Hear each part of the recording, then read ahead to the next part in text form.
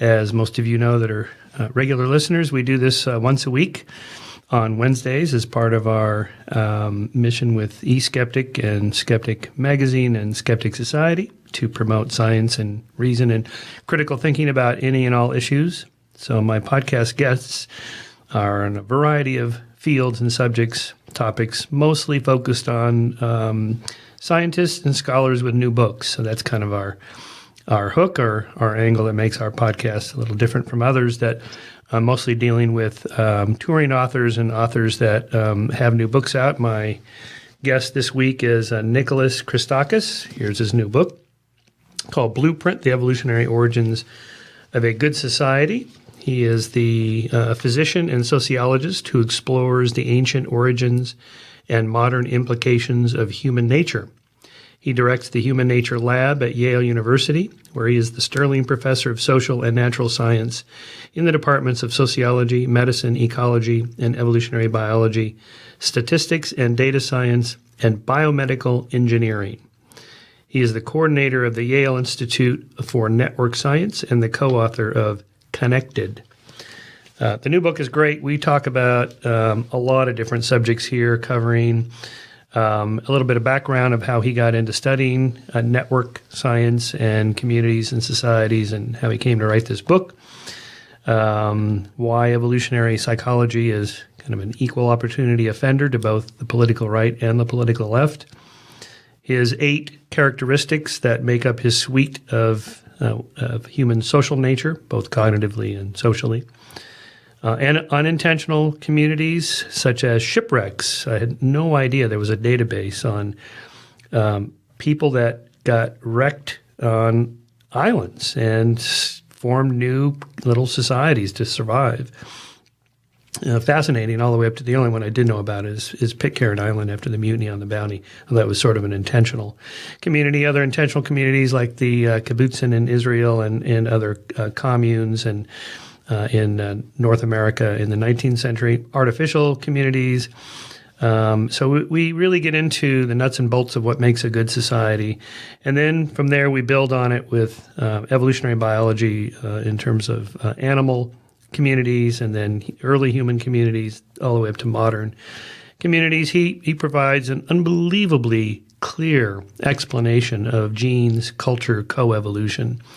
That's just fascinating, from very specific examples like lactose tolerance all the way up to, how to structure a good society. He and I both get into talking a little bit about what I call governing Mars. I have an article coming out about this, and maybe I might write a book about this, if we're about to colonize Mars and set up a new society, what should we do? What should we bring with us there? And then we kind of wrap it up talking about some of the big issues of moral philosophy. If we know how to build a good society based on the way it really is, ought we to do that? That is, going from is to ought. That's called the naturalistic fallacy. I've never bought it. I always say, Mr. Hume, tear down this wall, because Hume was the first to identify the is-ought naturalistic fallacy. Anyway, we get into all that. And then wrap up just kind of looking at the bigger picture here of what it means to have a blueprint for a good society. Anyway, Nicholas is a super fascinating guest. He is kind of famous also for that incident at Yale University. But he had no interest in talking about that, and I don't blame him. It is in the past, as he said. It's been kind of beaten to death, so we don't get into that. I just mentioned it at the end, and that's the end of that.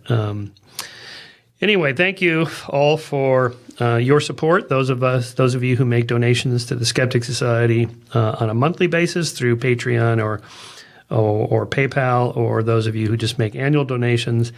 I just need to mention again, as part of my job as the executive director of the Skeptic Society, is that we do depend on donations. Absolutely. We would not be in business if it was just on magazine sales in bookstores and the sale of merchandise and so on. There's just 6 of us that run the Skeptic Society, Pat Lindsay and myself. Pat's the art director and does all the typography and layout and design of the magazine and a whole lot more. And then we have 2 employees in the Altadena office that run the office and handle the mailing list and processes orders and things like that. And then William, who does our webpage, and Daniel, who does Junior Skeptic. It doesn't sound like a lot, but really 6 people with a monthly payroll, it adds up. So your donations are super important. And so if you're so inclined, if you find the podcast valuable or the other things that we do, I really appreciate your support. So thank you, and until next time. Thanks for coming on, Nicholas, and congratulations on the book. It's beautifully produced and elegantly read by yourself. And I kind of feel like your book is something of a culmination of a consilience of many different fields of knowledge to answer the question, what does it take to make a good society? I mean, people have been writing about this for centuries, of course, but in the 19th century, they simply didn't have the tools. And it's always been something of a mystery to me that I've tried to solve from a historian of science perspective. Why did it take a century between Darwin in the 1990s before evolutionary psychology, evolutionary sociology, and so on that you work in really to come online as a professional field? But before you answer that question, let's just kind of do some biographical material. How did you arrive at this consilience of different fields to get into this huge problem to solve? Well, I mean, my background is both in natural and the social sciences. I trained as a doctor and practiced as a hospice physician for 15 years or so, taking care of people who were dying. So I'm an internist, and studied biology. I worked in a neuroscience lab when I was a young man, and I worked at the Woods Hole Marine Biology Lab, doing cell-cell junction morphology using electron microscopy. So that was all in the past. And then for various reasons, which if you're interested, we could talk about, I got interested in the social sciences and wound up getting a PhD in sociology in the 1990s. And so my educational background included both the biological, the social, and the computational sciences. And I've spent my career at the intersection of these various disciplines. Did you make a career choice at some point? You were a practicing physician and then decided, I don't want to do this, I want to do research? No, I always wanted to be actually, when I went to medical school, I wanted to be a plastic surgeon. I wanted to reattach severed extremities, and I used to cut class, actually. And actually, there's a kind of interesting story. I was having a lecture in embryology from a very famous woman by the name of Elizabeth Hay. This was at Harvard Medical School. And one day, a man who would go on to win the Nobel Prize he's a surgeon, Joseph Murray, for transplanting kidneys, for inventing or doing the first kidney transplant in the United States or something like that. He, as a second career, took on craniofacial surgery. So he took on the surgery on people with severe facial abnormalities. So they would do these, for example, when your eyes, this is called orbital hyperteliorism, when your eyes are widely set, and then they would cut the bones of your face and swing the eyes together for extraordinary surgeries. Oh, and this has to do with fetal abnormalities, during the fetal development. I don't know, am I going on too much? No, this is super interesting. Okay, so he came to give a lecture in the class on embryology to show how a knowledge of embryology was extremely useful in understanding the origin and treatment of these craniofacial abnormalities, these skeletal abnormalities in young children and infants, cleft lip, very severe cleft lip and palate and so forth. And I went up to him, very eager beaver that I was, after his lecture and said, "Oh, Professor Murray, I'm a first-year medical student. I would love to come and operate with you." Wow. And he was like, buzz off kid. I mean, he was polite, but he said, "Why don't you talk to my colleague, John Mulliken?" And John Mulliken was then, I think, is still one of the nation's premier cleft lip and palate surgeons, and also had an interest in other kinds of plastic surgery. So I was introduced to John Mulliken, and John Mulliken took me under his wing, and I literally skipped class repeatedly the first 2 years of medical school and go and operate with this man. And unbelievably, I was like first assisting on these cases. Like there were no other people in the operating room except me and John. And he would do these things called Lefort osteotomies, where you would cut out the maxilla. So, for example, if your jaw was protruding forward due to a craniofacial abnormality, he would cut out the whole jaw, remove a section of bone, and push the jaw in or out, or all, the mandible. Incredible things. Anyway, I did that for 1 or 2 years, and and for various reasons, which I can tell you if you're interested, I decided surgery was not for me. And I couldn't take the hours. It was very hierarchical. I was a bit of a young man in a hurry. I wanted more autonomy sooner. And I decided to do internal medicine, which I thought was more cerebral.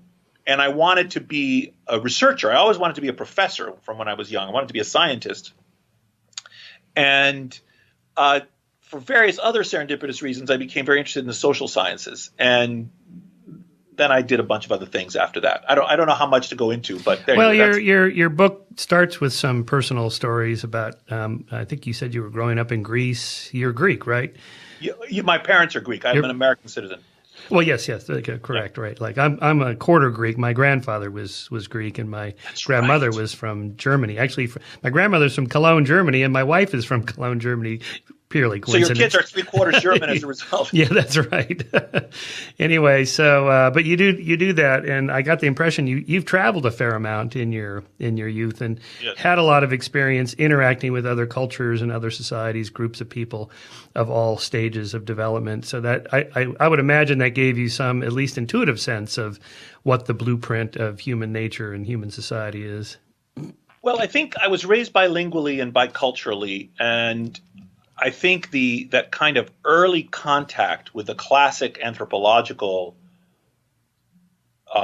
awareness of ethnocentrism, that is to say, the failing of judging another culture by reference to one's own, where you look at the practice of an alien culture and think, why do those crazy people do that? Not recognizing they're looking back at you thinking, why are you so crazy? Right. So that classic learning that many people get in college, when they take their first anthropology class, came early to people who are raised across linguistic or cultural divides. So very early on, I had these childhood experiences, but I didn't begin to have contact with developing world settings or kind of do research in them till later in adulthood. So we went to Greece and Turkey when I was a boy, and a few other European countries, but it wasn't until later in my life. And of course, now my lab has had a footprint in India, in Uganda, in Tanzania, in Honduras. We have a huge ongoing project that's supported in part by the Gates Foundation. So we do research around the world in public health, trying to improve public health in developing world settings. So yes, since then I've acquired more familiarity. Yeah.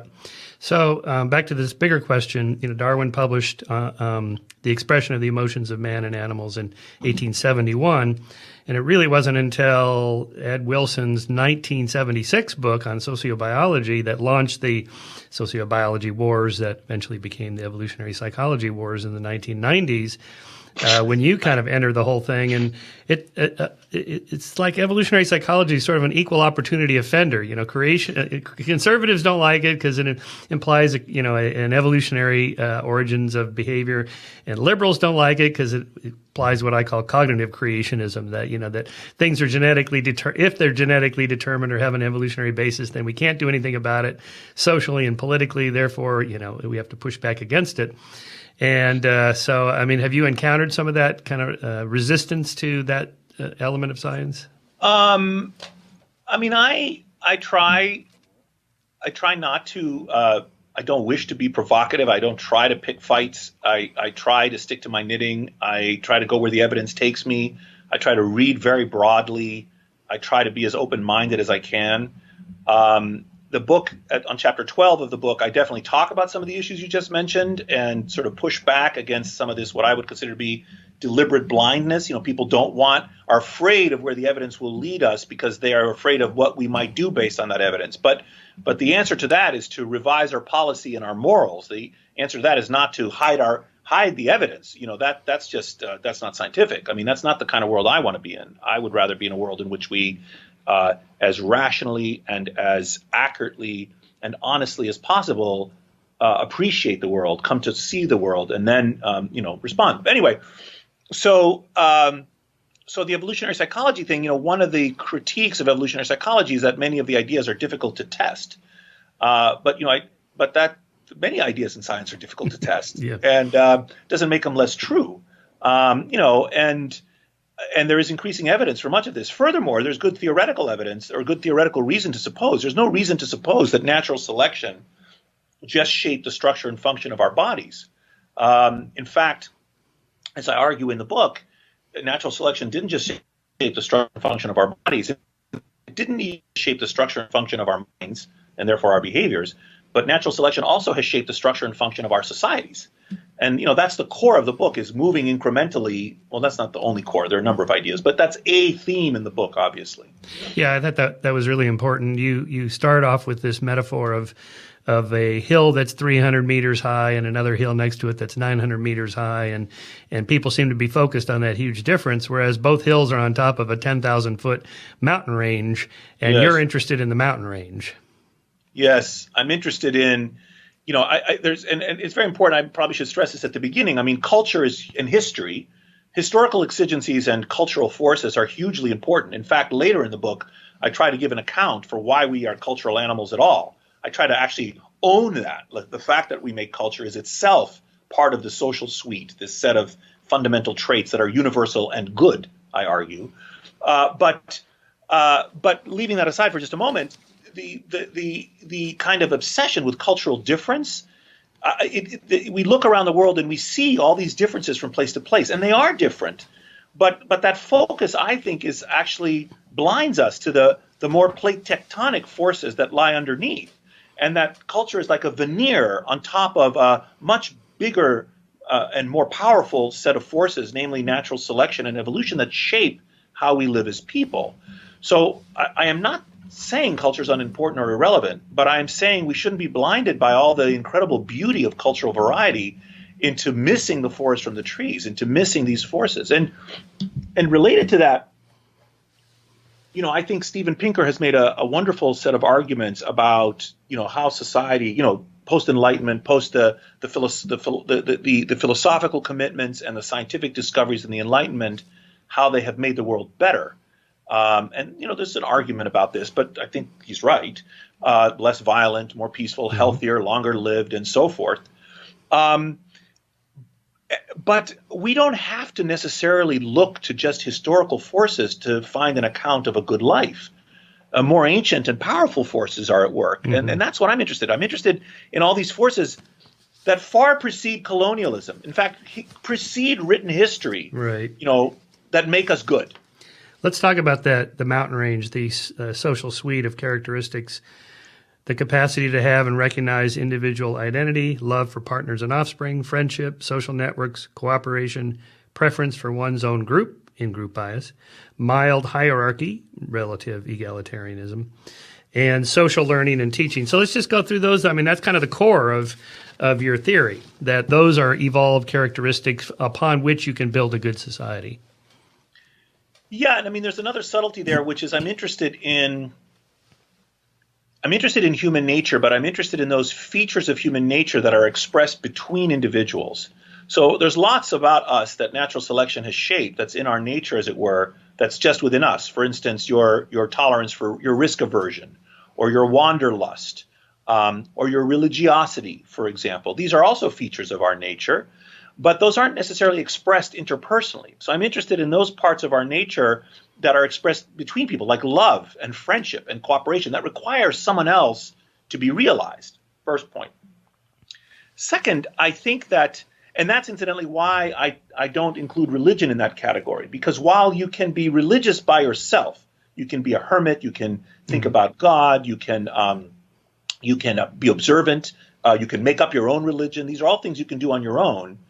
You can't cooperate by yourself. You need another party to cooperate with, and you can't befriend yourself. You need another party to befriend, and so that's why I focused on these qualities that have to do with how we live together. And furthermore, what's interesting to me about these qualities is that they are good, and there's a connection you see between them. And I'm not. Probably we'll talk about it later. I'm not a fool. Like, I know that the world is full of tribalism and hatred and violence and selfishness, and has been since time immemorial. But I believe that if those forces were ascendant across our evolution, we wouldn't be social at all. We wouldn't live as a social species. If I killed you and fed you with lies and mistreated you, society would disintegrate. It'd be better off living on our own.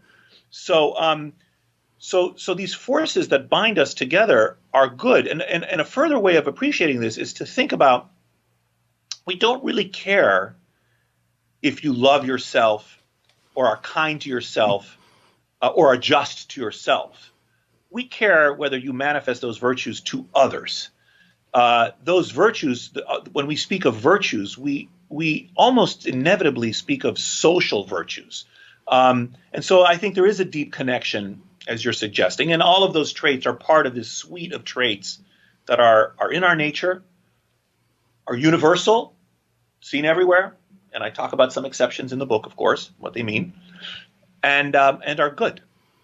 Yeah, I think of your book as, acknowledging that we have inner demons and better angels, to use Steve's metaphor. Yeah. And that you're just going to focus on the better angels here, because most scholars, scientists have focused on the inner demons. Yes. I mean, going back to, Milgram shock experiments and Zimbardo's faux prison and all that sort of 1960s guerrilla theater science was really focused on trying to explain how civilized, educated, intelligent Germans became Nazis. And, Yes. well, let's flip that. Instead of saying, why is there war, ask, why is there peace? Yes. Why should this even happen? So let's start with, Dawkins talks about people read his book, The Selfish Gene, by the title alone. He said, I could have titled it the cooperative gene. I mean, one of the selfish things you can do to improve your genetic heritage is to be a nice guy. Yes. Is to be cooperative. And I like to think of it as that, because my theological debate partners will say, oh, well, that's just kind of a Machiavellian calculus that your moral agents are not really moral. They're just pretending to be friendly and nice in order to manipulate somebody to get something. That's not real morality. You have to get it from God or whatever. But you make the point that, you can't fake this stuff, because your fellow group members will know you're being manipulative and psychopathic in that. Yes, that's right. After World War II, you mentioned some examples, but people looked at these photographs of the Holocaust, or they look at these Japanese prison camps, and many of the philosophers actually served in the military and came back to England, and they said, we need a different accounting in moral philosophy. How are we to explain, the existence of a world in the face of so much evil? Of course, as I think this itself is an old problem for the theologians too, right? I mean, this is a problem of theodicy. How do we justify the existence of God in the face of such suffering and evil in the world? And I see my book as a kind of sociodyssey. How do we justify the existence of society despite all of the violence and hatred and tribalism and selfishness that we know also exists in the world? And so the book is an extended effort to provide a justification for this. And I also see it, incidentally, although I don't mention this in the book, I see it as in keeping with the kind of Japanese aesthetic philosophy of wabi-sabi, right? Which is in the Western aesthetic, we want symmetry and perfection, but there's one branch of Japanese aesthetics which privileges, the flawed pottery or the crooked driftwood, and so I look at society as having a kind of flawed beauty, right? It's astonishing what we humans do, actually, the societies that we make, and they're beautiful. Now they have problems, but they're still beautiful. Anyway, so I'm meandering. So after the Second World War, there was this debate in moral philosophy, and as you pointed out, the theologians would say, well, the morals come from God. There's a kind of a political accounting which says it's the majority rules. That's what determines the right or wrong is boo and hurrah. But there's a third way, which is to look into our nature to find the origins of a good life, and that's what I'm attempting to do. Yeah. I think. Hang on, I lost my train of thought there. These evolves. I have that effect on people, and I hate it because I do it to myself. I lose my trail. I go off on a tangent, and then then I just don't remember. I'd fall off the tree, and I have no idea. I've noticed that happening more and more when I got into my 60s. So you'll be there soon. Thanks, Michael. Thank you. No, I was thinking of the your sort of database of different examples of how this comes out. Oh, I know what I was going to say. If you want to just swat away this idea that there cannot be a human universal if there's a single exception to the rule. What do we mean by a human universal if there are exceptions then? Well, let's start with another example. Let's imagine there's a human universal that people grow to. There's a sort of a genetic features that determine how tall you are, or height. Well, of course, if you grow up in an environment where there's no food or there is a famine, you don't express that trait. You don't have the opportunity to express it because the environment constrains it. And you can think of human universals, social and cultural universals, in the same kind of way. For example, I talk in the book about our tendency to love. Now, we're unusual as a species in that we not only mate with our partners, but we form a sentimental attachment to them for more than one mating season. We pair bond with our partners. Many birds do this. About 90% of bird species are monogamous, and they pair bond. Not too many mammalian species. I forgot the percentage. It's like 30% of mammalian species, or I think it's 30% of primates actually are pair bonded. So it's uncommon in the animal kingdom. And in our species, it's instantiated in these feelings of love that we feel for our sexual partners. Now, just to be clear, because this is often misunderstood, it can be straight or gay, your partner. You can be polygynous or polyandrous or monogamous with your partner. It's the fact that the people you're having sex with, you feel, in general, all species, all cultures, you feel this close attachment, this sentimental attachment. But there's a famous exception, which is the Na people of the Himalayas, which have organized themselves, their society, around I'm blocking the word right now, not ephemeral, casual sexual interactions, and really want to prohibit people from forming a sustained relationship. It's a matrilineal society. Women live with their maternal relatives. The men will visit at night to have sex. The women get to choose who they have sex with. So there might be 10 guys waiting outside the garden fence, and she'll say, I'll have this one, and then have sex with him. And they don't have a sense of biological paternity. That the genitor of the child is seen as having no special duties or responsibilities.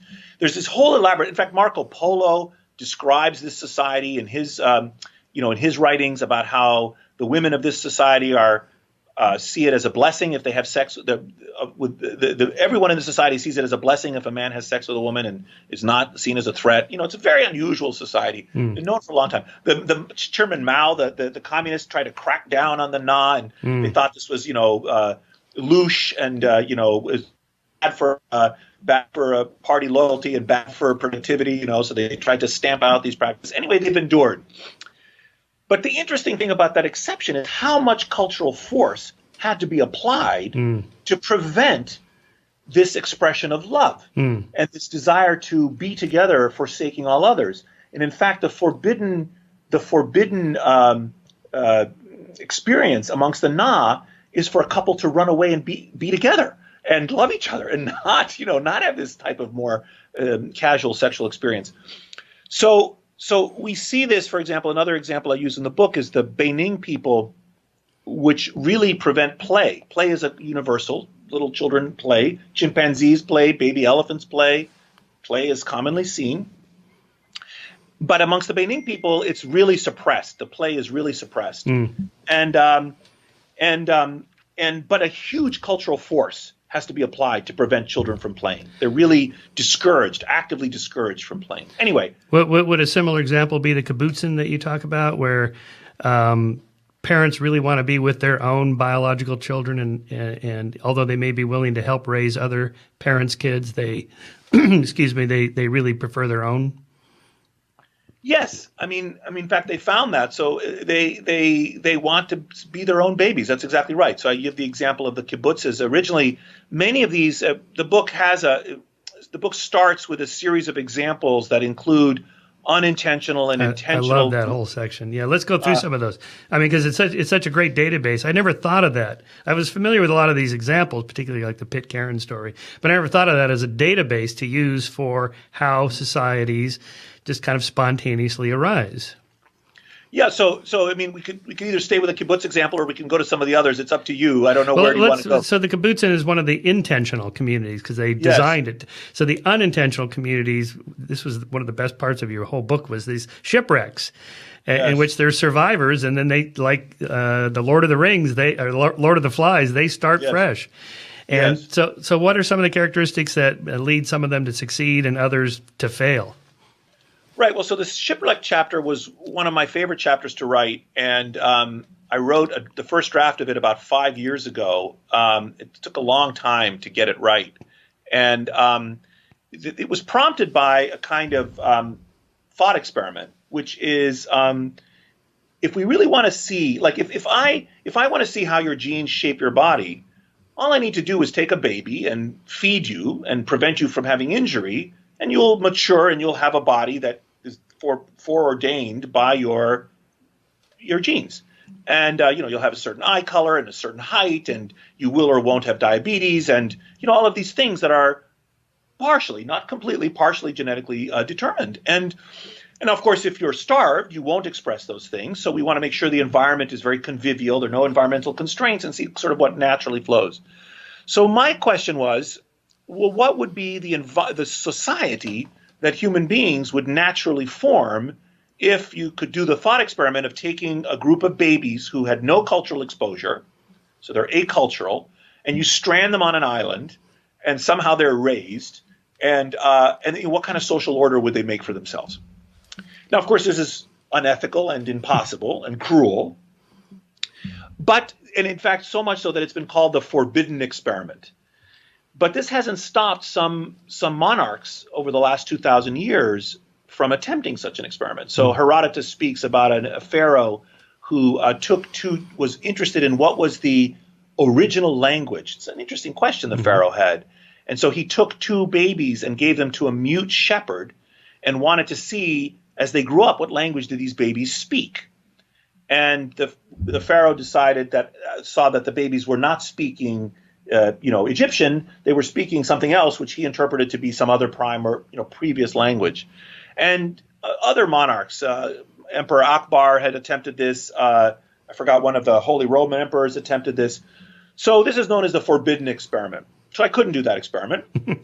Now, later we did some variants of that experiment in my laboratory. We used some software to create temporary artificial societies of real people who, sign consent and come into our temporary world, and for an hour or so play these games where we tweak and adjust features to test ideas about how society is organized. So I hit upon the idea of shipwrecks as an example, as a natural experiment. And there are about 9,000 wrecks between 1500 and 1900. There's a database that's maintained for divers and other people that are interested. We trawled through those records. We found 20 examples of me and my research assistants of wrecks where there had been at least 19 people stranded for at least 2 months. And then I pulled all the primary accounts. And this was also kind of fun because I was able to buy, in many cases, literally in 19th century and 18th century books that the account of the people that they wrote about what happened. And some of these became bestsellers in the 19th century, and like Robinson Crusoe accounts. And I got all the archaeological data, so modern scientists who'd gone and excavated these wrecked communities and studied all this to try to see what kind of societies did these groups make, and what features were associated with success. Yep. Yeah. So, but most of them failed, right? Or they succeeded based on to what extent they were able to tap into those suite of social characteristics that lead to a good society. That's what you were testing. Yes.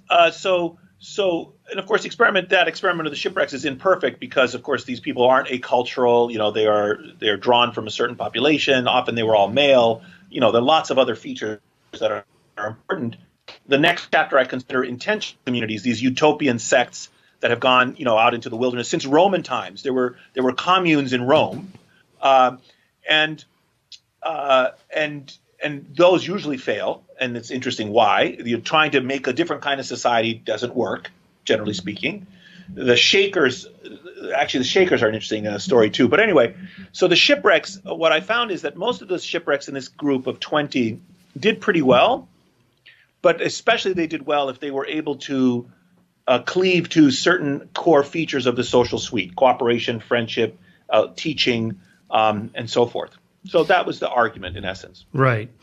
With Pitcairn's Island, I know that story well because I read those books when I was a boy, The Mutiny on the Bounty, The Men Against the Sea, and Pitcairn's Island. And even then, I kind of had a sense that you really need a balance between men and women because of just basic sexual jealousy. And they had an imbalance there, and that ultimately did them in, regardless of how harsh the environment was.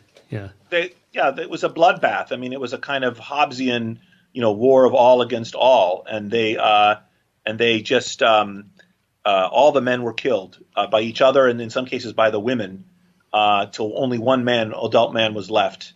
So it's an interesting story. I mean, that would be for a long-term survival. You could have a shipwreck and think it doesn't really matter what the sex ratio is. If you're thinking you're only going to be there a few weeks or a few months, you could put up with anything. But the idea, we're going to spend the rest of our lives on this rock in the middle of nowhere, you do need some of those longer-term relationships and security.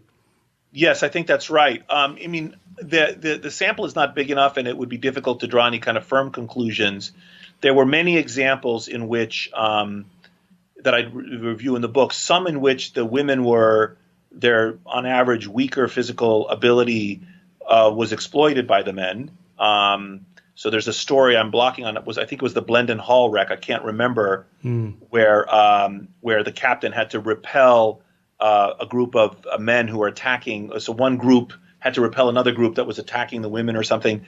But there were other cases in what we would regard almost as a quaint instantiation of sexism, kind of chivalry, in which, let's say there was cannibalism, but we're not going to eat the women. We're going to spare them. Right. So you can decide how you want to portray that story. I mean, is that a kind of benevolent sexism that we think is terrific, or do we think no, we should just eat each other indiscriminately? That's a better, more civilized way to proceed. Anyway, so there are examples like that in the book. Yeah. So, and I was thinking of, I think it's Pete Leeson. I think is his name. His book is The Invisible Hook, and this is about pirate ships that constructed their own constitutions and rules, laws, punishments, a justice system, and so on, to kind of enforce some kind of organized society that was relatively just and egalitarian. If you don't do your fair amount of work in raiding other ships, and yet you still want an equal share of the booty, you're not going to get that. And then he applies this to new rising social structures like in the West with miners and ranchers. Before the long arm of the U.S. law could get out to the West, they kind of drafted their own rules. And so that I think of that as kind of a universal, that if there's two or more of us, we have to have some kind of rules about what we're going to do to get along. And when there's conflict, what do we do about it? I'm going to get that book. I don't know that book, and I just loved your description of it, so I'm going to run out and get it. Well, the problem though with it is that, of course they're pirates, and there are examples of positive things like ranchers and farmers in California and other western states that did solve the problem. But one of my podcast guests was Rachel Klein, whose new book is called A Savage Order. And it's about failed states and what happens after a state fails, like the Republic of Georgia is an example, or Iraq, and Venezuela, Colombia decades ago. And there's tons of examples. And there is spontaneous order, but it's not good. It's usually mafioso-type gangs that rise up. Rates of violence go way up. And they do enforce the rules, but it's usually pretty harsh justice. I mean, that's one of the reasons I think the Taliban were so successful in Afghanistan, is that people were willing to put up with a lot just to have administration of justice. And because, it was so chaotic otherwise. And what's interesting is that we, of course, evolved. I mean, you're talking about a scale of social interaction and a level of political organization which is relatively recent in the history of our species. Right. Prior to that, we evolved to be much smaller face-to-face communities, 30 people, 150 people, Robin Dunbar's argument, which I think is correct. Not, thousands of people or even hundreds of people. So I think that these other types of political forces that lead to success or failure are overlaid onto another foundation, which is the latter of which is of more interest to me. Yeah. Yeah, so let's go through those. So we talked about unintentional communities like the shipwrecks, intentional communities like the kibbutzen, but that would also include all the sort of 19th century communes, utopian socialist organizations in America, especially a few in Europe, but especially in America. And they didn't do so well. I mean, they succeeded for a while. Some of them had long-term businesses, like where they made silverware or furniture or whatever. They had some kind of sustainable economic system in place. But again, if you don't get tune the knobs right for those 8 characteristics you talk about, yes, you're always on the edge of failure. Yes. That's sort of the summary that I come to after looking at all those examples of all of those efforts, also the 1960s and 70s, the communal effort, the communes. There have been every 30 or 40 years, there are spikes in communitarian effort in the United States going through since the founding of our republic. I think we may be in the beginning of a new one. They tend to arise during times of political and economic uncertainty. Certainly during severe depressions, people band together to collect capital and resources and live more cheaply. They are also prompted by periods of kind of philosophical anomie, when people feel directionless, a purposelessness. They want more meaningful life. Again and again, the principal driver in joining communes is people saying that their life feels empty. They want to acquire some meaning or restore the meaning. Like they want a face-to-face. They don't want a kind of, they don't want the experience of feeling they're interacting with strangers, which incidentally is, I think, pre-wired within us, this desire to have a face-to-face relationships with people we know. So I think we're at the beginning of that again, incidentally, in our society. I think there's a lot, I think we're going to have another spike in the next 10 years in commune, the setting of the establishment of communes. I think we'll have both rural and urban varieties again. Oh, that'll be interesting for you to test. Have you ever been to Christiana in Copenhagen? I've not. It's an intentional community. It's on the former military base that was there during the Second World War, and in the early 60s, the government. That's symbolic and very interesting. Exactly, yeah. Well, the government decided, we're not going to spend so much money on the military anymore, so they just shut it down, and then a bunch of hippies in the 60s took it over. I mean, they just sort of walked in and squatted, and then the government decided, all right, you know what, we're just going to give this place to you and go ahead. And they've been operating fairly successfully since the 60s. Their main cash crop is hashish, and so when you go there, it's a rather interesting experience. It's illegal outside of the walls of this little community, but they allow it because that's how they make their money and keep things going. And they have bicycles all over the place, and you just it's sort of like a ride sharing kind of thing. You just pick it up and drop it off somewhere else, and so they would be interesting if there's more of those types of organizations. I think it's likely. There's no reason to suppose the end of history, like suddenly we're going to stop these communitarian spikes. Do you know about seasteading? Have you heard of seasteading? This is Peter Thiel's, the co-founder of PayPal and Facebook.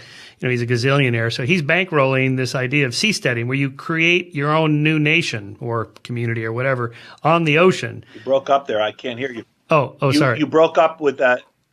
You said Peter Thiel is a gazillionaire, and then the rest I didn't hear. Yeah, so Peter is bankrolling the seasteading movement. So where you create your own nation or organization or community, whatever, out at sea. So you just go far enough away from territorial waters of a nation, and you have these floating tanks, and you just build on top of them. This hasn't really been done yet, but this is the idea. We're just going to go out and start a new society out on the ocean. Yes. And so we'll see if this could. I'm not leaving. I should have. I had a section of the book that I cut out on the use of NASA has been studying the Pitcairn Island settlement and a lot of communal efforts as a model system for space settlement. Like how would, if we set up a colony on Mars or on the moon, how would those people organize themselves?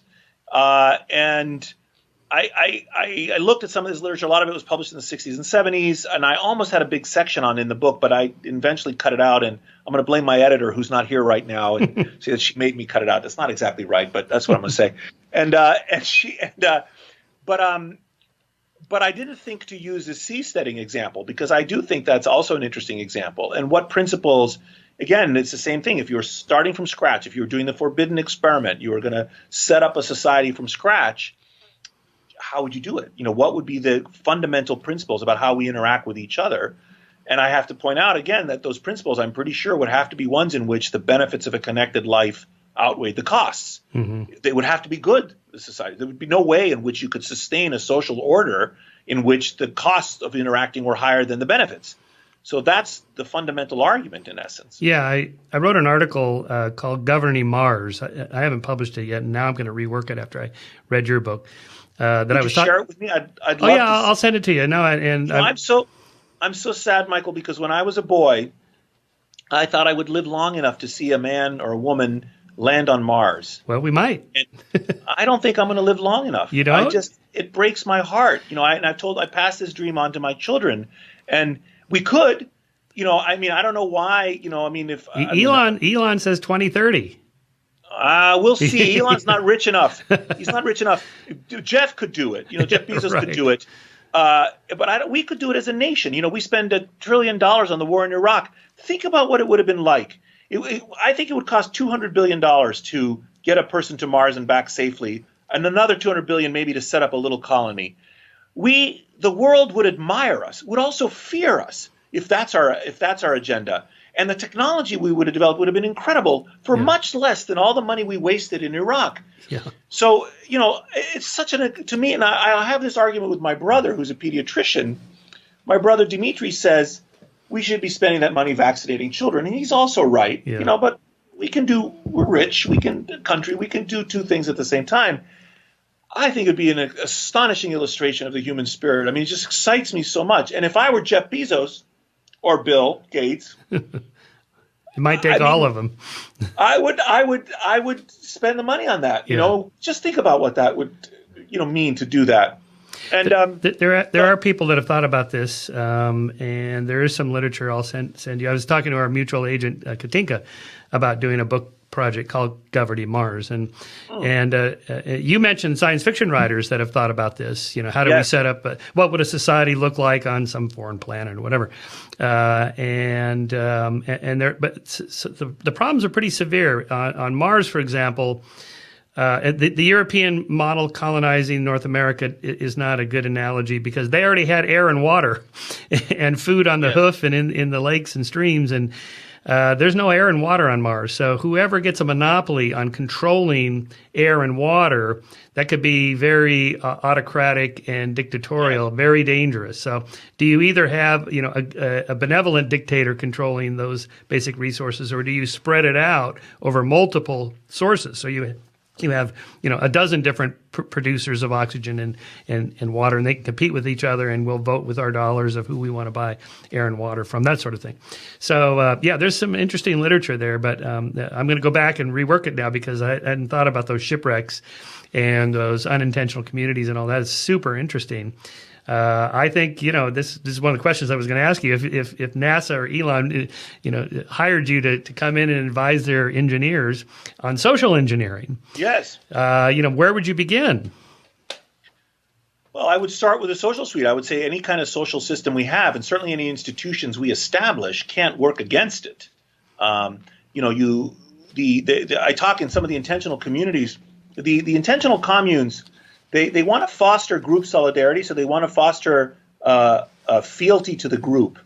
So therefore, love of your partner is a threat. If you love your partner more than you love, in the Stasi in East Germany, they got relatives to rat on each other because you had to, love the state. You can't, have a social and friendships are a threat too because you have personal relationships rather than a commitment to Big Brother, or to the state.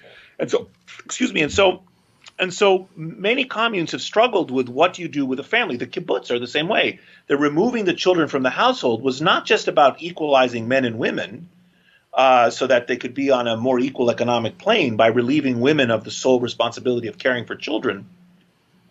The removal of the children was also, in fact, Plato talks about this too, this goes back thousands of years, was to also cultivate a kind of sense of solidarity for the whole group. So to break down the kind of attachment to your family. And so paradoxically, when it comes to sex and mating and love between sexual partners, the communes historically came to two different extreme solutions. So on the one extreme, you had the kind of polyamory, you can have sex with everybody. So everyone can have sex with everyone else. There's no special relationship. Everyone can have sex with everyone. Or the other extreme is no sex, like the Shakers. You can't have sex at all. But both of those extreme solutions are attacking the same problem, which is they don't want you to have an intimate relationship with one person that you love, because if you do that, what's your loyalty to the group? Right. So the point is, these examples of these intentional and unintentional communities provide illustrations of the success or failure of efforts to make social order that neglect these principles. And they don't succeed. They don't work. I don't think we can engineer society against those fundamentals. Yeah. Yeah, when I was researching my latest book, Heavens on Earth, I have a chapter on utopias. And it seemed like most of those 19th century American utopian communities ended up with the leader having the most sex and kind of a hierarchical all the way down to the guys that are getting no sex at all. Yes. And it's very biblical, actually. I forget which anthropologist did a study on the Old Testament patriarchs and who had basically a perfect correlation between the more power they had, the more children they had, the more concubines and wives and so on. That seems to be a problem. Every century is replete with horrors and indignities. Every one. Yes. Every tradition, too, by the way. But yes. Yeah, that's right. So, going through your suite here, if you're going to set up a new society, you have to allow people to have the capacity to have and recognize their own individual identity apart from the state or the government or whatever. You got to allow them to love their partners and their children, and to have friendships and social networks and cooperation. So at this point, then, preference for one's own group. Well, so now we start to take the circle out toward something like the nation state or something, loyalty to my group. But as your Yale colleague Paul Bloom points out in his book Against Empathy, well, that can actually work against, sort of global peace. If, we're so united within our group, those people in that other group are especially dangerous. Yes. So, I think there are many examples of, examples of some social problems arise because of a kind of runaway sociality, like an overabundance, let's say, of in-group bias, where some of it is good, some sense of it's not just my spouse, it's not just my children, it's not just my friends, it's my group. Is necessary, I think, for a good society. But then when you get too much of it, you get a kind of tribalism and a kind of mob behavior. We see a lot of that online right now where people are gleefully forming these mobs. And, it's thrilling to them because it's also in our nature to have that. Right. But it's a kind of runaway sociality. It's a kind of a misapplication or an excessive application of these fundamental properties. So that can get us into trouble. So I would agree with actually both Steve Pinker and with Paul Bloom on who makes similar arguments. Yeah, so then your 7 and 8, mild hierarchy, social learning and teaching. Let's set that aside. Mild hierarchy. We are a hierarchical social primate species, and yet we do have this sense that we want the people on the top of the hierarchy to have gotten there fairly and justly, and not through collusion and cheating. Correct, and not be too high either. So as Richard Wrangham argues, and as I review some of his work and other people's work in one of the chapters, it seems likely we self-domesticated by a bunch of us. I'm speaking in colloquial terms, but the gist of the argument is a bunch of weaker individuals would get together and kill, autocratic or overly assertive or aggressive leaders. So we want a kind of some hierarchy is needed, and as some experiments. So Jessica Flack did this great experiment, which I summarize in the book, in which working with a primate species. She mapped the networks of the species, identified the leaders, and then removed them, physically removed them from the group. And then hell broke loose. Actually, the leaders were keeping the peace. So even though you might think of them as being, co-opting resources and getting a lot of social attention, actually they were acting as peacekeepers, and they were acting as regulators of the flow of desirable information within this social system. So you need a little bit of hierarchy, but not too much. And in fact, in the shipwrecks, I show some examples of autocratic leadership versus more benevolent leadership. So you find the example of the Grafton and the Invercoe on the Auckland Islands in 1846. This is almost a perfect natural experiment where we have two different shipwrecks, one on the south of the island, a group of 5 men on the Grafton, and one on the north of the island at the same time on the same island of 19 men from the Invercoe. And these two groups have very different fates. They never bump into each other. They're on the island for over a year at the same time. And one of them, they all survive and they work well together. And the other, 16 of them die. There's cannibalism and only 3 of them survive. And the difference in leadership and the hierarchy is very clear in that contrast. What was the difference? Well, amongst the Grafton crew, they had very capable leadership, but they had a kind of leadership that, for example, one of the things they did is they implemented a school amongst the men who were stranded for over 2 years, where they would take turns teaching each other things. So this group actually was also ethnically very heterogeneous. They had a Norwegian and a Portuguese and a Brit and a Frenchman. I forgot the 5th ethnicity. So they set up, for instance, a language school where they would teach each other languages. And, one day I'm teaching you Norwegian, the next day you're teaching me Portuguese. And so I get to be the boss one day and you get to be the boss the next day. So they were constantly teaching each other how to make shoes or concrete, or, they were constantly one was elevated over the others and then the other. So they kind of kept a kind of equilibrium. Now, they were still acknowledged leaders. Musgrave and Reynaud were incredible, actually, resourceful, charismatic individuals, capable individuals. On the Invercoe, you had Dalgarno, the captain, and right from the arrival, he seems to have set the stage of like every man for himself. He was very, not able to actually foster a cooperative and friendly kind of a group. And most of those men died afterwards. Now, that's just one case, but nevertheless, it illustrates. That's an interesting experiment. No, it's right. Yeah. So there's in terms of income inequality, there's a sense of that it's okay to make more than somebody else, but not too much more. So there's like this CEO pay. If CEO pay, like my friend John Mackey, the CEO of Whole Foods, he had a policy in Whole Foods that he would never make more than 19 times the average worker's pay. And, there's some CEOs that make like 450 times or 1,000 times more. 500, yes. Yeah. And his sense was that 19 times seems about right. That people go, yeah, okay, that's okay. He's the boss. Yeah. But if it's 500 times or 1,000 times more, that just doesn't feel right. The question in my mind is always, well, where's the line? Psychologically. We've done actually some experiments. We had a paper in Nature in 2015 where we created, using our software, we created temporary artificial societies of real people, and we randomly assigned them to be in worlds. We set the Gini coefficient, which goes from 0 to 1. 0 is perfect equality. 1 is perfect inequality. One person has all the money. Everyone else has none.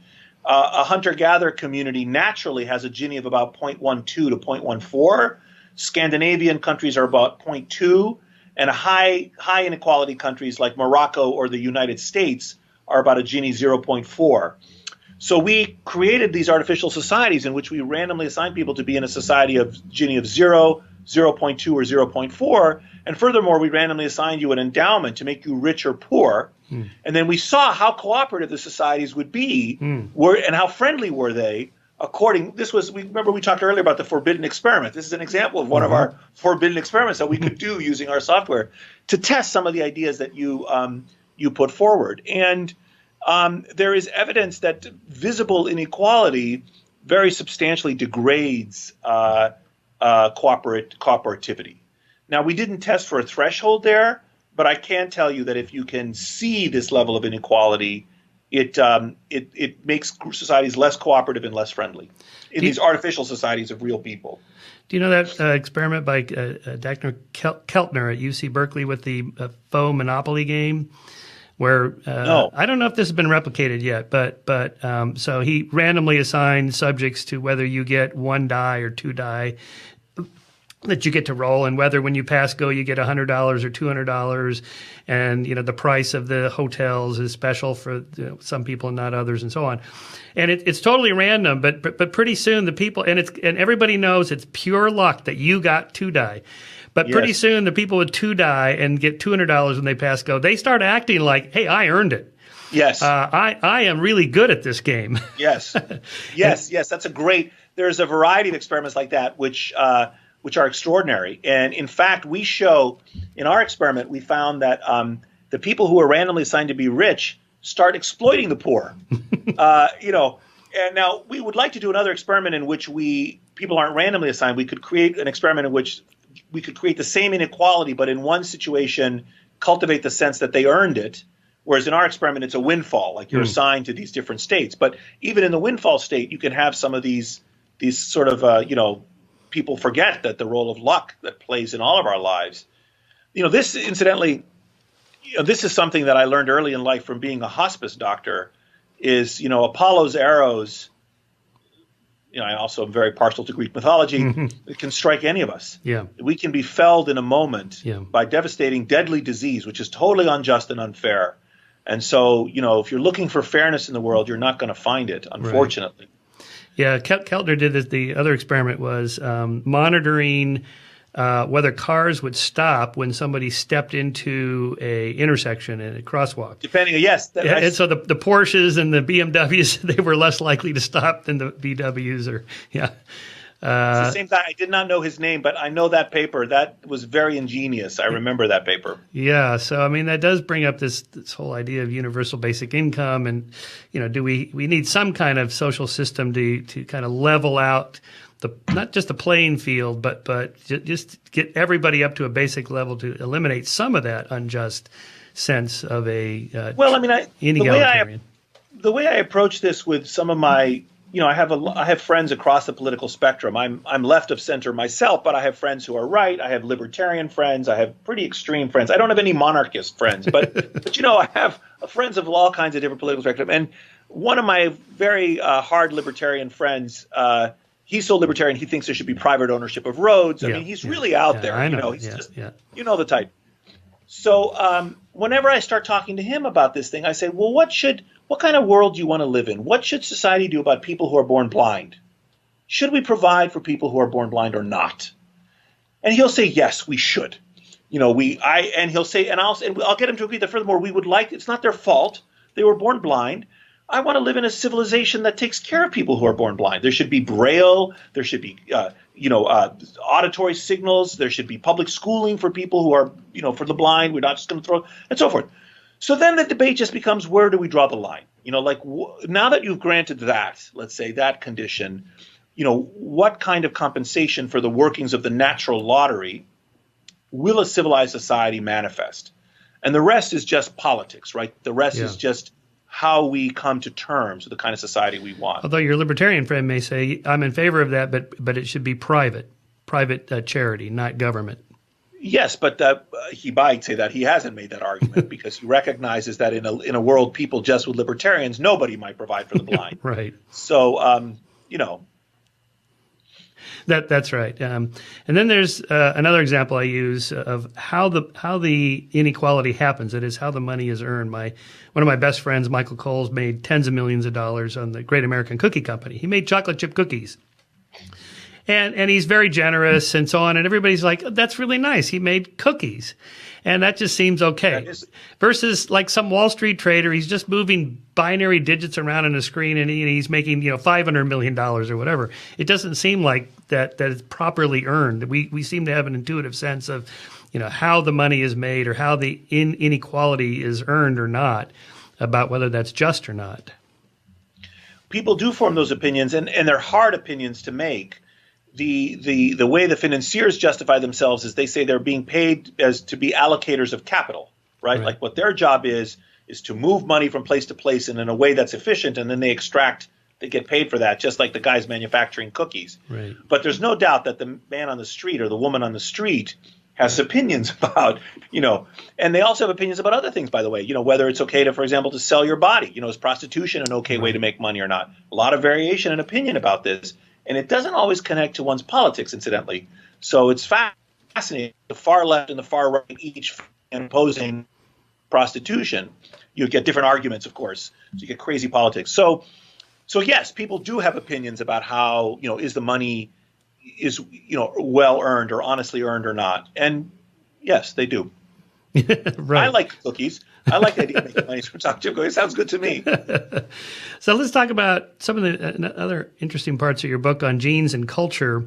I mean, we tend to think of evolutionary theory in a very basic way. It's not Lamarckian. It's only genetics, and only you can, propagate your genes and so on. And the genes can't change in response to the environment. But now we know that this is not the case. Not in a Lamarckian way, but in a much more interesting way that you spend some time on in the book, whether a gene is expressed or not based on my social relationships or social circumstances. So talk a little bit about that, because I think most people don't know much about that. Well, they're two different, but they sound similar, but they're different ideas that are towards the end of the book. One idea is this idea, what I call an exophenotype, and what Dawkins calls an extended phenotype. So the idea here is that your genes can affect. How can your genes have an action at a distance? How can it, people have the sense, well, the genes in me are affecting how my pancreas works, or the genes in me affect my hair color, or something like that. And they have a sense that maybe the gene is responsible for manufacturing a protein, and it, leads to a cascade. Or the gene in me is affecting, how risk averse or how intelligent I am, or something like that. And they have a sense that that's affecting, the laying down of neuronal pathways and so forth. So, but there's an argument that actually genes can affect things outside our bodies. And a very straightforward example of this is beaver dams. So the making of a dam in a beaver is not something a beaver learns. It's innate. You could put a beaver in a pond that's never been taught to make dams. It's going to make a dam. It's like a bird song. Some birds sing a song naturally. They don't have. Other birds need to be taught. I mean, that itself is a whole interesting topic. But a beaver will make a dam just like termites will make a termite mound. So the genes within you can result in a manipulation of the physical world around you. Right? The genes can enact a kind of change in the environment. So the beaver's genes compel the beaver to make a dam. Now the beaver dams water and creates a pond.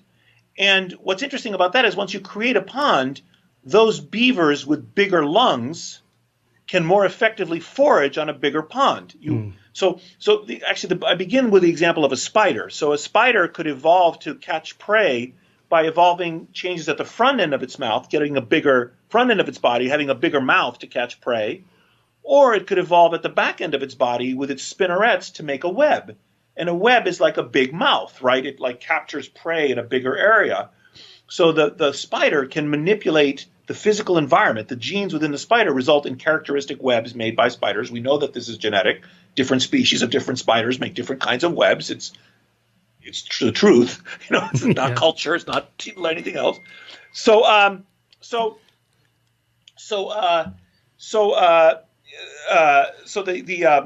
the spider does this. The beaver does this. They can modify the world around them. And what's interesting about the beaver example is that this then can feed back and create a selection pressure on the beaver, so that those beavers with bigger lungs that can take better advantage of the dam building outcompete the beavers with smaller lungs. And so therefore you get a feedback loop, whereas the thing that the beaver is making modifies the body of the beaver, further reinforcing the thing that the beaver was doing, namely making the dam. Okay.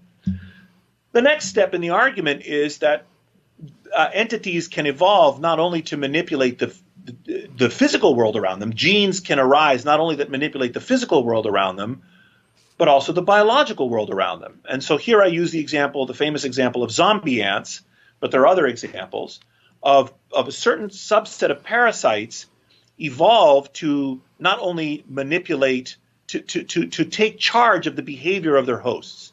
So the zombie ant is a fungus which doesn't have a brain. This fungus will infect a certain species of ant, compels the ant to climb up a plant and underneath a leaf and bite the vein of a leaf and then die. And then this mushroom stalk grows from the head of the ant, and the fungus causes a mushroom to come out, emerge from the brain of this ant, and rain down spores onto the still living ants that are below it, completing the cycle. So the ant converts the brainless creature, the fungus, converts the creature with a brain into a spore delivery platform. It is controlling the behavior of the ant, even though it doesn't have a brain, the fungus. It's an extraordinary example. And there are many examples like that I go into in the book. So the second step is now we've established that genes can control the biological world around you. Well, as I show in the book, genes can also control the social world around you. So the toy example I use is, imagine you are the first. There are certain genes whose fitness advantage depends on their co-expression or the social environment you have. So a simple example might be, imagine you are the first person to evolve the capacity for speech. This would be useless to you. It would be like the first person on the planet to have a fax machine or an email address.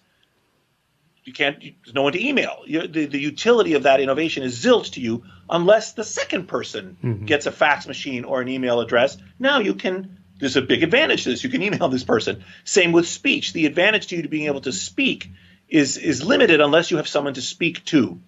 So now we can realize that the fitness advantage of a gene will depend on its co-expression or the appearance of certain other genes in other people to whom you're connected.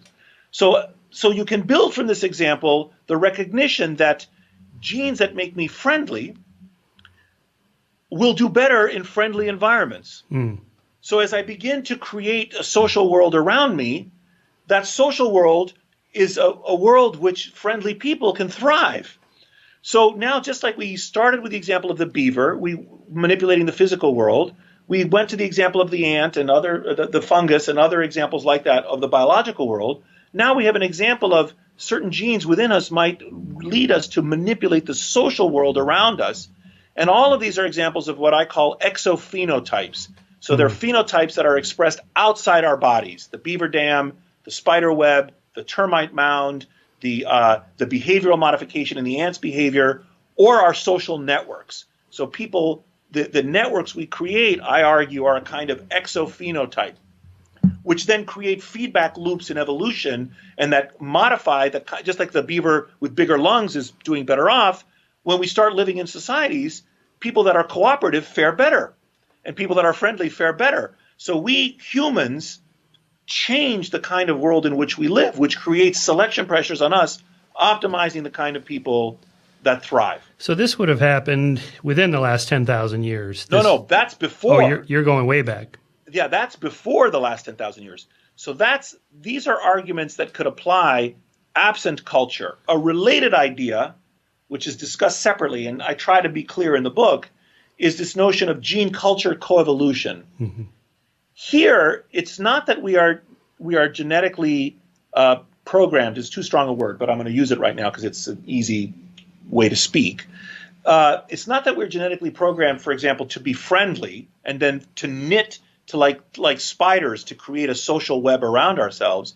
Here, it's that we have the capacity for culture, and we can have cultural innovations, and those cultural innovations, in a way that's seemingly similar but is actually strictly different, also can feed back and shape our natural selection. And the best example of this, or the most famous example of this, is the domestication of milk-producing animals. Should I talk about that? Yeah. Well, let's go back for one second. So we split off from chimps and bonobos about 6 million years ago, and they live in these fission-fusion communities of maybe a dozen or two. We're at this Dunbar number of 150 or so, plus or minus a few dozen, and that presumably happened for millions of years until about 10,000 years ago, when these bands and tribes began to coalesce into chiefdoms and states. So far, what you're talking about is the last 6 million years of fission fusion. I'm actually. I do talk about other hominids before Homo sapiens, Our species is now the origin has been pushed back to about 300,000 years ago. So I'm primarily focused on, and of course the clock doesn't start at 300. There's a history that precedes for a long time. But yes, I kind of look at the 300,000 years, and then 10,000 years ago we have the agricultural revolution, and then cities, and then history begins. Let's say yes. So what I'm asking is that everything you're talking about so far would have been evolutionary pressures for social living within those small, say, 150 plus or minus. Is there something up until about 10,000 years? Yeah. Now, are there any genetic evolutionary pressures and forces that can be documented in the last 10,000 years, say shifting from bands and tribes to chieftains and states? What would those be? Yes, there are. Yeah. So the one of them, there are several examples. The book talks about these examples. I mean, one of the more provocative examples, just to start with that, which is a little unclear, the evidence, is imagine you are born into a world. So the capacity for language is innate, but of course, which language you speak? There are no genes for speaking English versus Spanish versus Chinese. But if you're born into a world in which you're speaking Chinese, which is a tonal language, you may have the intuition that certain people with different musical ability or different ability just innately to detect tones might fare better. You communicate more effectively, So over time, people in environments in which tonal languages are ascendant, you get different people are able to survive in those types of environments. So there's some hint that this is the case, that there's a feedback loop between the kind of language you speak and the kind of genetic fitness for speaking that language that is present in that population. This acts over historical time. The most famous example, the one that's the most well worked through, is the example of lactase persistence. So the ability to digest milk is crucial for babies, who are suckling at their mother's breasts. So and that's only necessary until they're weaned. I mean, after you're weaned, you're not drinking milk anymore from your mother, and there's no other milk to be found. Other mothers aren't feeding you milk, and you don't have adults suckling at the breasts of strange women. Strange females, adult males or females suckling at the breasts of strange females in any mammalian society. I mean, there's alloparental care in elephants, and we can get into that, but that's of babies, not of adults. But anyway, so why can adults? There's no reason for adults to be able to digest lactose. So the lactase enzyme, which is good for digesting the primary sugar in milk, which is lactose, its expression in humans disappears with weaning. However, about between 3,000 and 9,000 years ago, in multiple locations within Africa and Europe, people they make a cultural innovation, which is they domesticate milk-producing animals. So we domesticate cattle and camels and goats and sheep and so forth. Now, all of a sudden, there is a supply of milk in the environment from animals. And so adults that were able to digest lactose could acquire an advantage compared to adults that could not. That is to say, they could have additional source of calories or an additional source of unspoiled hydration, right? So maybe the water is polluted. I can drink milk from this cow. You can't. You die of the pathogen in the water, but I can get my water from this cow that I'm drinking the milk from the cow. So because of that fitness advantage, we find, and this is documented by Sarah Tishkoff and others, we find the emergence of lactase persistence, the ability to digest lactose in populations in Africa and Europe that were herders, but not in populations that were not. Interesting. So here we have an example of a cultural innovation, an invention of a technology in humans that has shaped our genes, that feeds back on and shapes the kind of genes that those populations have. And it's not like the example of genes make us friendly, therefore friendly environments select for friendly genes. This is a cultural change that we've made, which varies across populations of humans. And it's possible, I think it's likely, and I argue in the book, that our invention of cities, over 5,000 years ago, is creating new kinds of environments that are changing the kind of humans that survive optimally. It's possible, I think it's likely, that different kinds of people can survive in this new environment, cities, than before. And so I think our invention of cities is also, for example, making us smarter, is an idea that many people have and I agree with. Anyway, so that's an example of gene culture coevolution. Yeah, that's a great example. You explained that perfectly. Maybe gregariousness or extroversion or something like this might be selected for in an environment like that. In a city, maybe, yes. So certainly when you have higher population density, the ability to tolerate other individuals is more advantageous. And so those individuals that do that, there's actually a whole set of ideas about. Some people think we're going to be more religious in the future because people who are a-religious are not reproducing as much, and there is a genetic basis for religion or belief in in a higher power or in a supernatural power or in religiosity. So some people are quite worried, or not worried. Some people are noting yes. that the fecundity of certain religious groups. Yes. Now, but back up just one second. The example you just gave, would this be an example of, and I mentioned I was going to ask you about this, genetic group selection or cultural group selection? In other words, some groups will gain an advantage over other groups, not just individuals within a group. Yes. Well, I think the evidence, Joe Henrich's work and the work of many people, Ken Lalonde's work, I think there's a lot of evidence for cultural group selection. And I don't think the story is settled. I think it's contended. I think we need more evidence. But I think it's fairly clear that there can be a kind of group selection that occurs at the cultural level.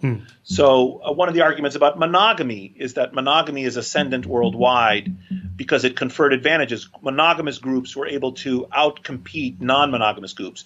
Non-monogamous groups tend to have more male violence within them since they're all competing for women, and also get into more needless wars with their neighbors as they're raiding for females, compared to monogamous groups that are better able to create, let's say, standing armies. I'm simplifying, the story is not certain, but I discuss it in the book in great detail. But so that's an example of of that.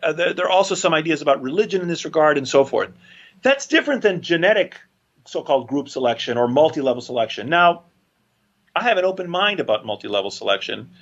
I think that some of the work that we have done in my laboratory, some of the genomics work we've done, some of the work we've done that shows that our genes shape our social environments, it would lend support to some of the group selection or multi-level selection arguments. But I'm not prepared to make a strong stand on that yet. When I was reading toward the end of your book, I was thinking about Robert Wright's book, Non-Zero, which makes something of a teleological argument that there's a certain amount of inevitability and drive toward non-zero, cooperative, win-win relationships between organisms as a better strategy for survival. And therefore, even though it's up and down, the curve slightly bends upwards over billions of years. And he throws love in there. Love is a better strategy than non-love. For all the reasons you talk about. I'm just wondering how far you would want to go with a certain inevitable drive toward the kind of society we live in. Democracies are better than autocracies because by nature we all want to have some kind of participation in the structure of our good society, and autocrats don't do that as well as democracies do. If we rewound the tape, would we end up with something like what we have now? What are your thoughts on that? I think we haven't talked about how in the book I have all these material on animal societies and elephants and whales and other primates that make good societies like ours that have friendship and pair bonding and cooperation and so forth. And one of my fundamental arguments in the book is that these societies have solved the problem of being social by convergent evolution, the same way we have. So our last common ancestor with elephants was 90 million years ago, approximately 85 million years ago, and that creature did not live socially, and yet elephant networks, friendship networks, look just like our networks. So independently, the elephants evolve a kind of sociality that's very similar to our own. It's astonishing. And the argument is that there's one way to be social, that if you're going to live socially and you're not a eusocial insect, that is to say, the difference with termites and ants and wasps is that they're clones. They're all the same genetically. If you're going to have unrelated individuals living socially, there's basically one solution to that, which is the same solution that we, elephants, whales, and so forth, have realized.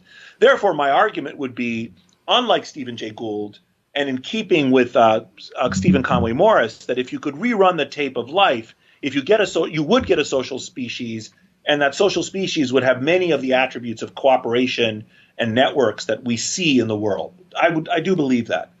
Now, having said that, I need to emphasize that the key ideas that are described in the book have to do with things that occurred prehistorical. So all the arguments can be sustained without any reference to colonialism or political institutions or anything of the kind. And in fact, there's a kind of a deep irony, which is to the extent that we resemble animals, it vindicates the extent to which we resemble each other.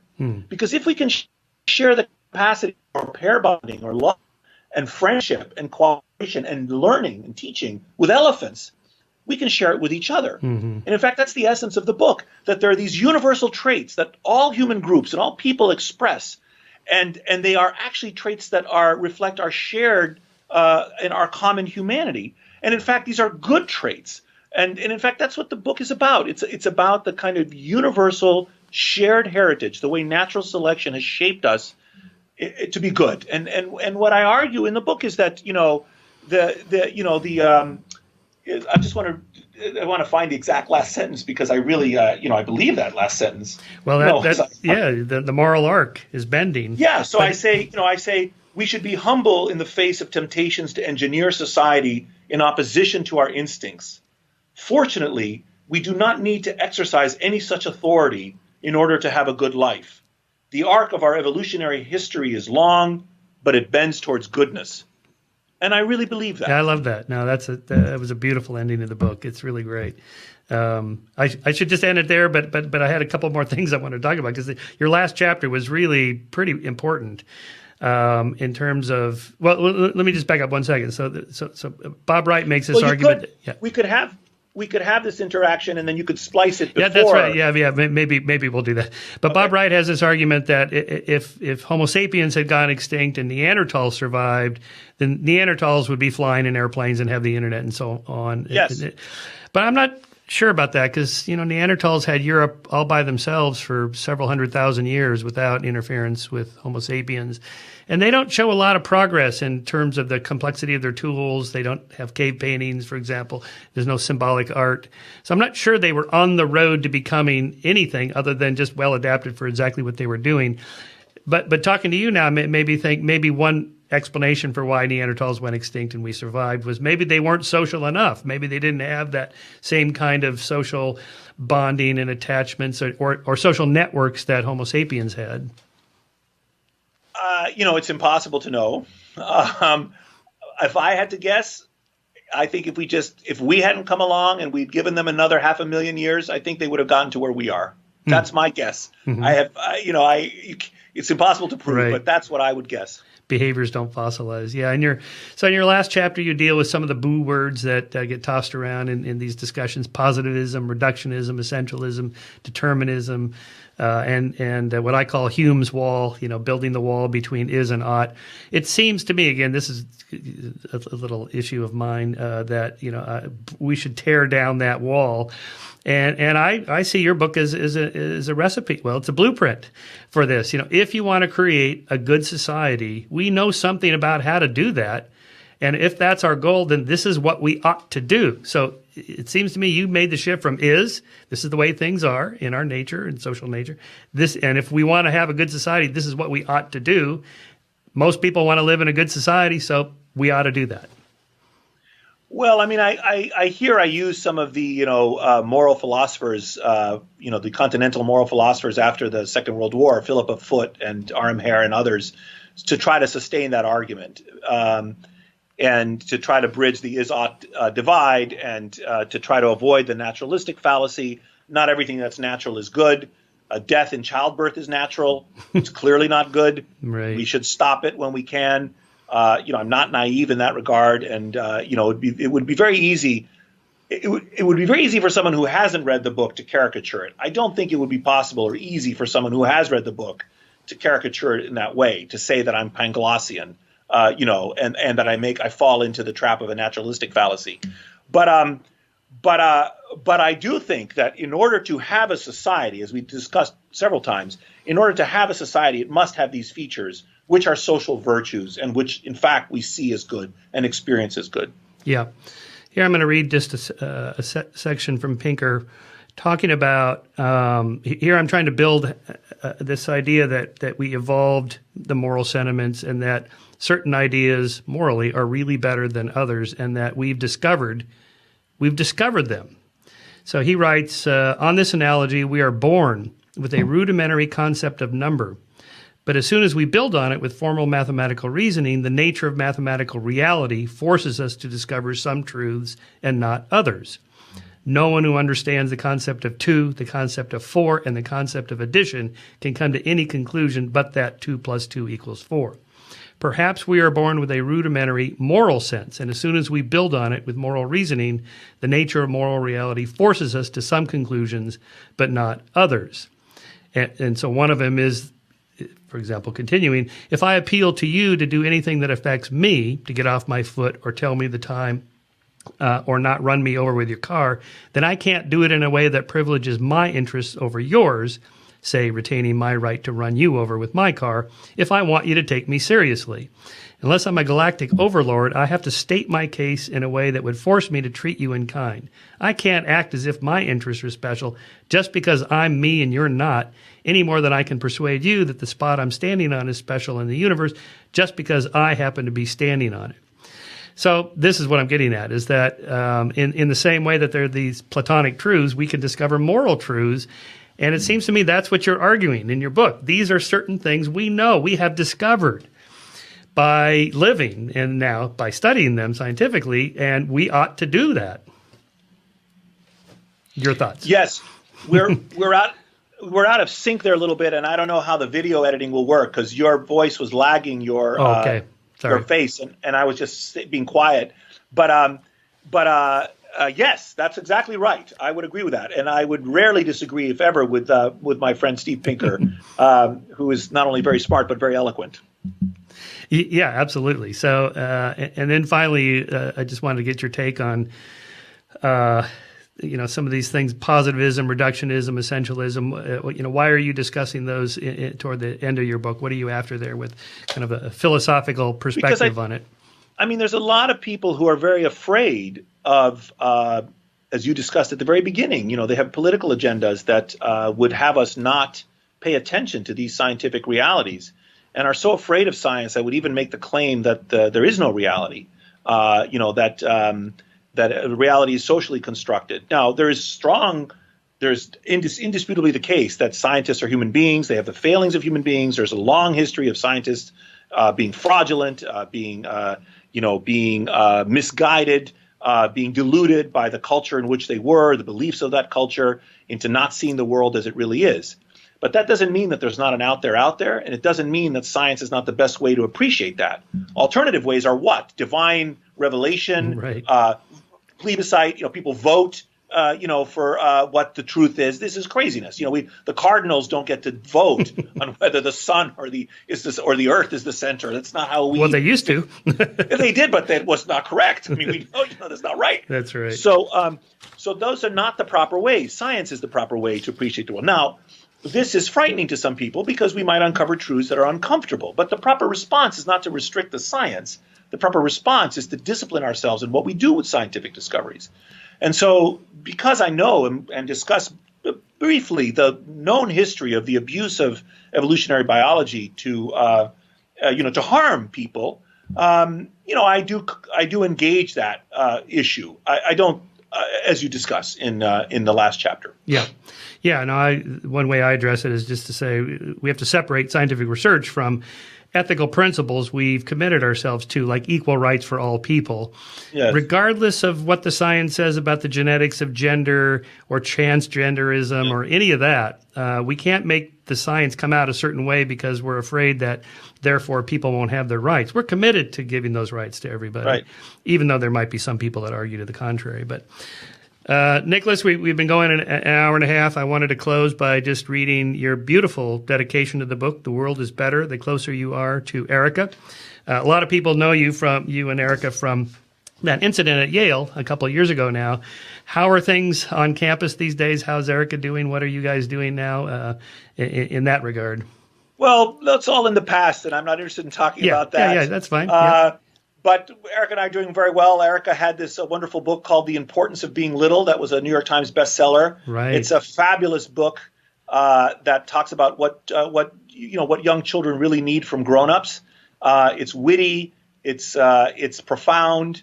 I fell in love with my wife the moment I set eyes on her. And you did? As I said, the world is better the closer you are to Erica, and I mean that. Spoken like a true social network researcher. Nicholas, congratulations on the book. It's a great read. I think it's going to be an important book in the conversation. I looked on Amazon. It's already doing pretty well, so that's a good sign. And I really do think there's kind of a consilience of a lot of researchers like yourself, writers and scholars and so on, all coming to converge with this idea that there is a way to build a good society. And I think your book is an important contribution to that. So congratulations, and thanks for doing the show. Thank you. Michael, thank you so much for having me. I had a really good conversation, and I'm a great fan of you as well, as you know. So I look forward to continuing the conversation publicly or privately. And have fun on Joe Rogan tomorrow. Thank you so much. Bye-bye. Okay, bye-bye.